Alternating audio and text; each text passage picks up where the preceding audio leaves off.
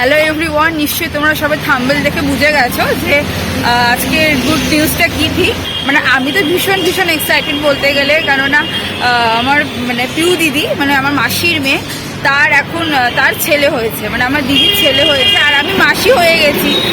আমি কলেজে গেছিলাম, কলেজ থেকে এখন যাচ্ছি, আমি বেরিয়ে পড়েছি। এখন কতক্ষণে আমি যাব মারবাড়ি হসপিটাল, সেটার জন্য পাগল হয়ে যাচ্ছে। ও মারবাড়িতে হয়েছে, তো কাল থেকেই খুব টেনশনে ছিলাম। আর আজকেই হচ্ছে নীল ষষ্ঠী, আজকে নীল পুজো, নীল ষষ্ঠী আজকে। তো মহাদেব এসেছে আমি মনে করি, তো ভীষণ ভীষণ খুশি। আর এখন আর বেশি সময় নষ্ট করবো না, তাড়াতাড়ি করে আমি দৌড়াচ্ছি যে কতক্ষণে আমি গিয়ে দেখবো পুচকুটাকে। এখন আমি চলে এসেছি মারবাড়ি হসপিটালে।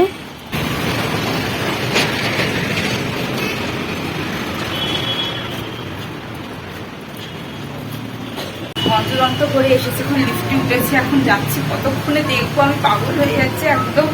মানে সকাল থেকে হচ্ছে যে কী হবে, মানে আমি আর কিছুটা সুস্থ সবল বাচ্চা হোক এটাই চাই অলওয়েজ, সবসময়ের জন্য। 9টার সময় টাইম দিয়েছিল, 9:30 সময় হয়েছে। লিফটে মাসিমণি, তারপর পিউ দিদির শাশুড়ি, তার ননদের সাথেও দেখা হয়ে যায়। এখানে গোপুর খুব সুন্দর একটা মূর্তি ছিল, আগে ওকে দেখে তারপরে আগে আমি যাই আমার গুপলুর সাথে দেখা করতে। যাচ্ছি, আগে বেবিকে দেখতে যাব এখন, তারপর আমি দিদির কাছে যাব। এটা হলো আমার পুচকু। পুচকু তো পুরো শুয়ে আছে। পুচকু তাড়াতাড়ি ওঠো, মিমি এসেছে তোমার সাথে দেখা করতে, তুমি দেখা করবে না?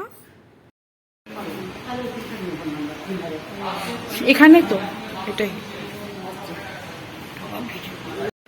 দিদি শুয়ে আছে। ঠিক লাগছে তো এখন সব অলোকে? কংগ্রাচুলেশনস। ওখান থেকে বেরিয়ে দেখি যে জিজু আমাদের জন্য ওয়েট করছিল। আর মিষ্টিটা কবে খাওয়াচ্ছ? মিষ্টিটা কবে খাওয়াচ্ছ?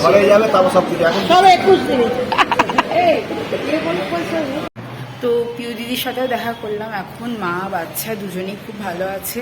আর এখন তো একটু ও যেহেতু সিজার হয়েছে, তো এর জন্য ওর একটু এখন কষ্ট হচ্ছে। আর আবার ইভিনিংয়ে আসবে, এখন 11:05 বেজে গেছে, এর জন্য আমাকে বেরিয়ে যেতে হয়েছে। কারণ আমি এমনি তো 10:30টার সময় ঢুকেছিলাম, ওই 40 মতো। আর এখন চলে যাব। আর দেখেছি দুজনকে, আমার ভীষণ মানে মনটা মানে কি বলবো, মানে আলাদাই একটা অনুভূতি হচ্ছে। মাসি হয়ে গেলাম। তো আর এটাই চাই, বাচ্চা সুস্থ থাকুক, ভালো থাকুক, আর কিছু চাই না। আর মা বাবা মাসিমণি এরা সবাই আবার আসবে, দিদুন, বড় মামা ছোটো মামা মামিরা সবাই আসবে, আবার বিকেলবেলা আসবে, যখন টাইম হবে 5:30 নাগাদ, তখন সবাই দেখতে আসবে। আর এখন আপাতত ব্লগটা এখানেই শেষ করছি। তো চলো, টাটা।